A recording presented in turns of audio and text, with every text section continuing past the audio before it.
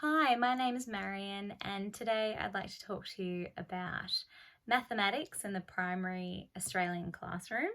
In particular, the assessment method of observations. What are some of the benefits? What are some of the limitations of using observations to inform learning? Firstly, I'd like to consider the Australian curriculum, the strand numbers and algebra, with particular focus on the content descriptor for grade 1s, numbers and place values. So in a classroom where you're trying to teach children about numbers from 0 to 100, how do our observations inform our teaching? Well, you're able to identify students as they progress through the unit. So by making those little anecdotal notes, perhaps in a little notebook each day, you're able to document some really meaningful learning, and this can inform future teaching. Perhaps the teacher needs to think about differentiating learning to have that positive effect on achievement.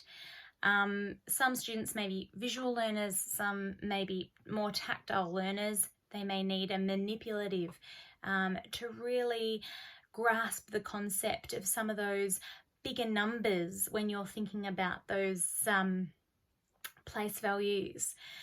Another thing to think about would be Vygotsky, for example. He wrote about learning taking place in a social setting.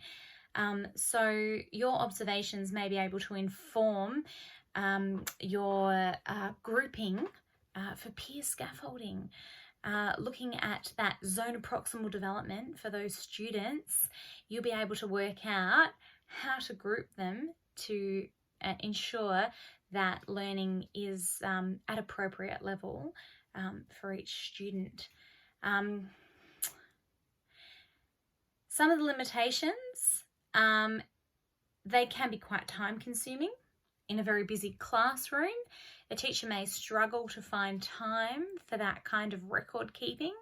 However, working with students to document this learning, you can encourage students to reflect on their learning and take them on that journey with you, that they can recognize where they have been and where they have moved to in this lifelong journey of learning.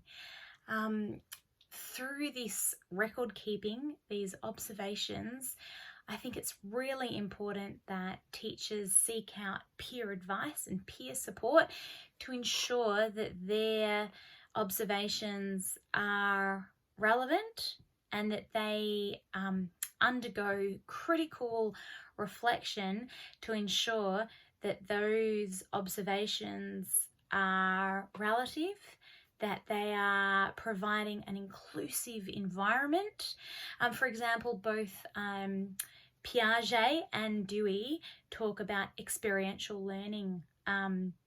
So again, those manipulatives, that learning through hands-on learning, that mathematical classroom could be quite fun, and that students would be able to really experience learning through the really meaningful hands-on learning. And those observations can only be limited by the teacher themselves, but through peer support and peer advice, that they can ensure that through their reflective practice that their observations are relevant and meaningful, and that they then show progression through learning. Brooker et al. 2014 said that mathematics was a fundamental way of thinking, that it exists in a blend of meaningful experiences. So again, this comes back to observations being both summative and formative in the way that a teacher can reflect on how learning is individually appropriate and appropriate for the group. And that's why I think that observations are an effective tool to use to assess, assessing for learning and assessing as learning, to ensure that both the teacher and students are learning in a fun environment. Thank you.